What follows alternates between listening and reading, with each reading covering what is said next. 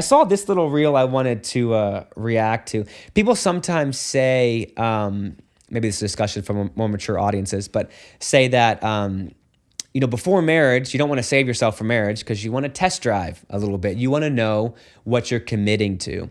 And I found a really interesting video of guys talking about this that I thought was very, very profound and very, very well put. So let me pull it up right here, and then we can talk about it. I love the Lord.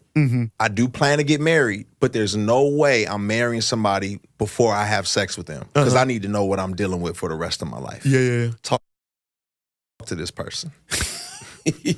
So the guy asking that question, his name is, he's not actually asking that question. His name is Lecrae. He's a Christian rapper. It's a hypothetical, but it's one that comes up a lot. It's a good question. This whole idea of I've got to test drive something before I'm, you know, fully committing to it. Let's just have a conversation about that. So let's use a car. Yeah. I'm not going to buy a car unless I test drive it. There's not a car that you've ever kept for 45 years.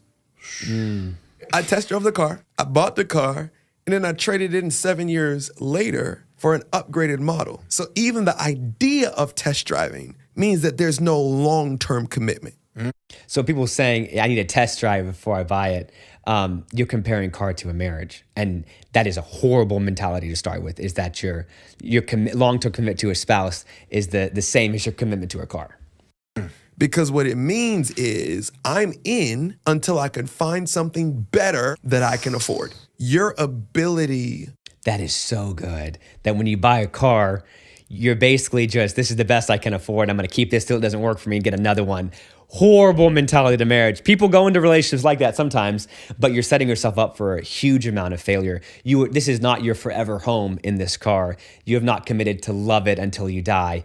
Totally different situation. To control yourself prior to saying I do is also your first test of, can I keep my commitment till death do us part? Oof, so good. That the first, marriage is all about commitment, right? Ups and downs, through the good and the bad, it's all about commitment. So being able to save yourself for marriage is the first test of your commitment. And I would say the same thing too, if you're looking for somebody who you want committed to you, the first test of if they can stay committed is if they can save themselves for marriage as well. So well said. You know, I've heard people say, the people maybe living together before marriage, so having intercourse before they get married, all that means is that they're comfortable having intercourse with somebody they're not married to.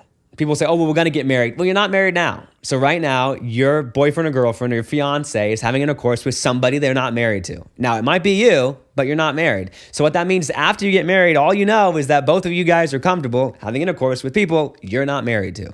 You're practicing for failure. Jordan Peterson has a great line too. He says people who have had a bunch of relationships, and presumably like sexual relationships as well, all you know is that they're good at leaving their relationships for another one.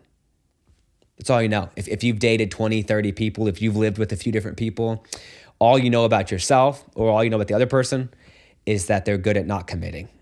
That's it. That's the problem with the test driving mentality, is that all you've learned is that you're not good at committing. That's all you know.